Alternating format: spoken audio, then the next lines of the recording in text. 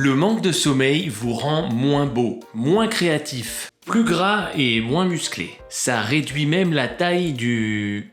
Salut, c'est le Dr Bermond. Je pourrais faire toute une vidéo pour vous expliquer que le sommeil augmente l'espérance de vie, diminue les symptômes de la dépression ou les aggrave quand on dort pas bien, diminue nettement le risque d'AVC, d'infarctus, d'hypertension, d'obésité, de diabète. Je pourrais vous rabâcher que la fatigue chronique augmente nettement le risque de cancer et tout un tas de maladies vraiment pas drôles. Et même si en tant que médecin ça me paraît plutôt solide comme argument, je sais que c'est pas assez sexy pour vous convaincre de prioriser votre sommeil. Du coup, voilà les arguments sexy. Vous connaissez la maladie d'Alzheimer? Vous savez, pas reconnaître ses gosses et ses amis de longue date, chier dans une couche, faire des bêtises avec sa carte bleue, ou se mettre en danger au point de parfois avoir besoin d'être placé en EHPAD alors qu'on est physiquement valide. On sait maintenant qu'une des principales causes de la maladie d'Alzheimer, c'est le manque de sommeil qui va empêcher notre cerveau de se nettoyer régulièrement. Du coup, on accumule des plaques dans notre cerveau qui vont finir par faire déconner nos neurones. Et le pire dans cette histoire, c'est que ces plaques qui s'accumulent vont finir par perturber notre sommeil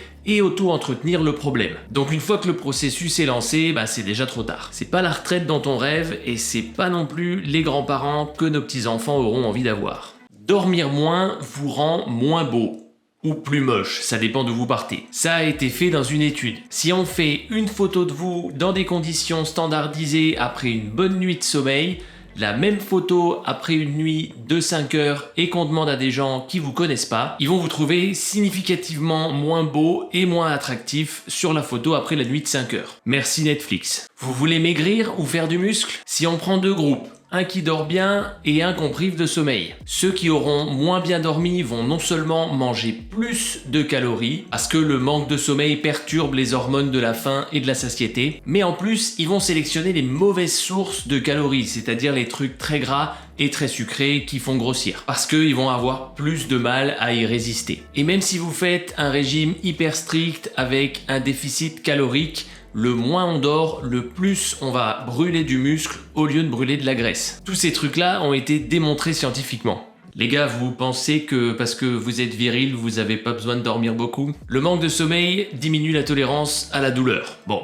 ok, ça diminue le nombre de spermatozoïdes qu'on produit et sur ce petit nombre, il y en a plus qui auront des malformations. Mais surtout, la fatigue chronique, ça réduit la taille des testicules. C'est scientifiquement prouvé qu'on a des plus petits si on est fatigué chronique. Combinez ça au fait que mal dormir augmente la masse grasse et diminue la masse musculaire, et globalement le résultat est pas très viril. Et est-ce que vous saviez que tous les ans, dans les pays qui passent à l'heure d'été, donc qui dorment une heure de moins, le lendemain, on a significativement plus d'accidents de la route, d'infarctus du myocarde et d'AVC. Et que 6 mois après, c'est l'inverse quand on passe à l'heure d'hiver. Alors, petit aparté, si vous dormez correctement, régulièrement, le fait de dormir une heure de moins ou une heure de plus de temps en temps, ça va pas vous faire un AVC. Mais si vous êtes fatigué chronique, cette heure en moins, ça peut être la goutte d'eau qui fait déborder le vase et qui cause des dommages irréversibles. Vous pensez que moins dormir vous fait gagner du temps? Bon, déjà, ça diminue l'espérance de vie, donc techniquement non. Mais en plus,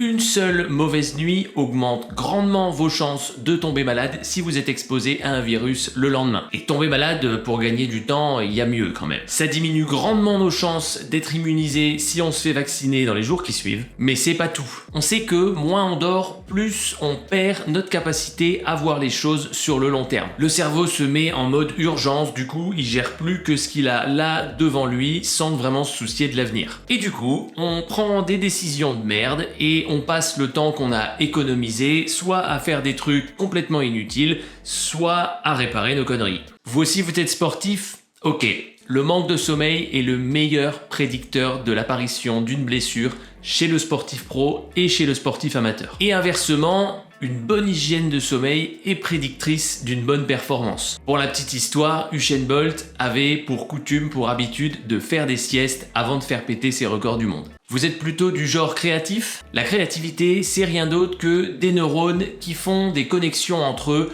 pour générer de nouvelles idées. Et croyez-le ou pas, ces connexions, elles se font la nuit. D'où l'expression anglo-saxonne to sleep on a problem, dormir sur un problème. Il y a des études un petit peu compliquées qui ont démontré qu'on trouvait beaucoup plus facilement des solutions créatives à des problèmes complexes quand on était bien reposé que quand on était privé de sommeil. Et comme on le disait juste avant, ces solutions créatives, elles vont nous faire gagner et donc économiser beaucoup de temps. Allez, un dernier, après j'arrête, mais celui-là il est vraiment incroyable. Vous avez déjà remarqué, quand on est crevé, on a l'impression que tout le monde est chiant et nous veut du mal? C'est parce que dormir suffisamment est indispensable pour bien interpréter les expressions faciales. Quand on est fatigué, on voit le mal là où il n'est pas. Du coup, on n'est pas très sympa et un peu agressif, deux autres symptômes du manque de sommeil. Et devinez ce qui se passe, les gens sont pas très sympas et agressifs en retour. En même temps, on le mérite bien. Bon, ok doc, si je dors mal, non seulement je vais avoir un cancer, mais en plus je vais aussi avoir une vie de merde.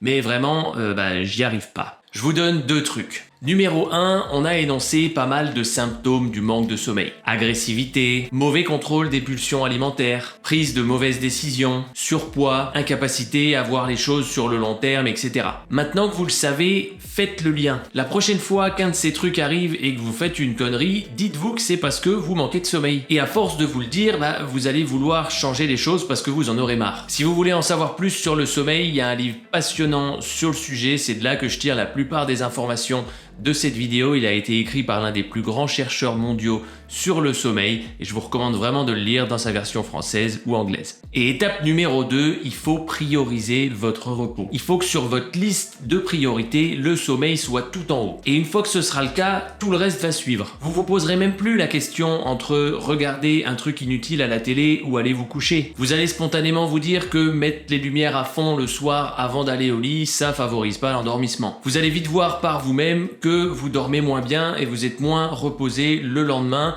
si vous avez regardé un écran au lieu de lire un bouquin. Et qu'en plus, ce que vous avez vu sur cet écran ne valait vraiment pas le coup de dormir 1 heure de moins et d'être de mauvais poil le lendemain. C'est vraiment ça la base de la solution. Faites le lien entre vos problèmes et le manque de sommeil et décidez de vous en sortir. Et comme je le disais dans une précédente vidéo, une fois que vous aurez commencé à changer, vous allez rentrer dans un cercle vertueux. Ça va aller de mieux en mieux et ça va être de plus en plus facile. C'est ça ou Alzheimer, comme vous préférez. À bientôt!